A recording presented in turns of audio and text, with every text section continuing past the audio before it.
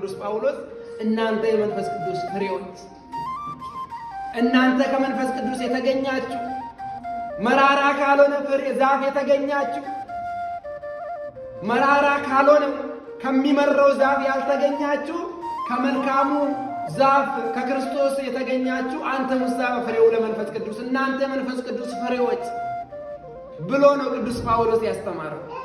ስለዚህ የእግዚአብሔር ቤተሰቦች የመንፈስ ቅዱስ ፍሬ ስንሆን ደግሞ ፍሬ መባል በአንደበት በአፍ ብቻ በሰው ዘንድ እንዲነገርልን ሳይሆን ፍሬዎች ሆነን መገኘት አለብን። የመንፈስ ቅዱስ ፍሬ ስንሆን ደግሞ ከኃጢአት መራቅ አለብን። ወደ እግዚአብሔር መቅረብ አለብን።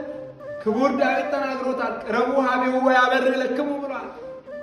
ወደ እግዚአብሔር ቅረቡ እርሱም የምሕረት ፊቱን ያበራላችኋል ብሎ ተናግሯል ቅዱስ ዳዊት።